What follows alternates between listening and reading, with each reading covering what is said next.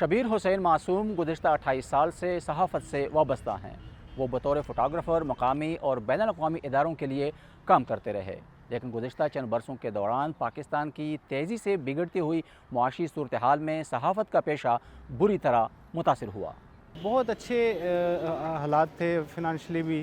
یہاں سے میں نے ارن کر کے اپنا ایک کہہ لیں اپنا بائی جو علاقہ تھا وہاں پہ اپنا ایک گھر بھی بنایا، لیکن وہ گھر تو بن گیا، ابھی موجودہ جو حالات ہو گئے اس گھر کو چلانا بہت مشکل ہو گیا ہے۔ میری جو فیملی ہے وہ فنانشلی حوالے سے بہت زیادہ ڈسٹرب ہو گئی۔ لائک میرے بچے پرائیویٹ سکولز میں پہلے میں پڑھا رہا تھا ان کو، تو وہ مجبوراً بچوں کو گورنمنٹ سکول کی طرف مجھے لے کے جانا پڑا کہ وہاں فیس کم ہے اور افورڈ نہیں ہو پا رہا تھا۔ ان حالات کا سامنا صرف شبیر حسین کو نہیں بلکہ سینکڑوں صحافی ایسی ہی مشکل حالات سے گزر رہے ہیں۔ پاکستان میں اکثر صحافیوں کو کئی برسے تنخواہوں کے مسائل کا سامنا ہے۔ یا تو ان کی تنخواہیں کم ہیں جس سے گھر چلانا مشکل ہے، یا پھر انہیں کئی ماہ تک تنخواہ ہی نہیں ملتی۔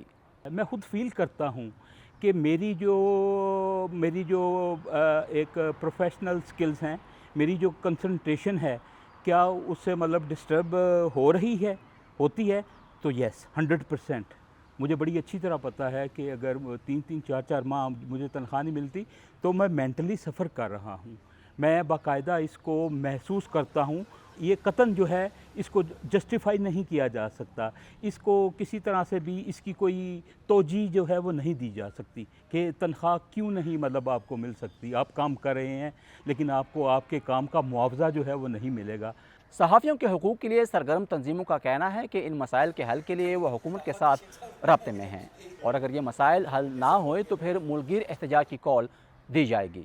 20 مئی کو پورے ملک میں جو صوبائی ہیڈ کوارٹرز ہیں وہاں پر CM ہاؤس یا پھر گورنر ہاؤس کے سامنے ہماری یوجز جو ہیں وہ پروٹیسٹ کریں گی، اور پارلیمنٹ ہاؤس کے باہر ہم دھرنا دیں گے۔ اس دھرنے کا مقصد یہ ہے کہ جو تنخواہوں کی عدم ادائیگی ہے اور جو واجبات ہیں ان کو بروقت یقینی بنایا جائے، اور میڈیا کے جو مسائل ہیں ان کو حل کرنے کے لیے حکومت جو قوانین ہیں ان قوانین پر عمل درآمد کرے۔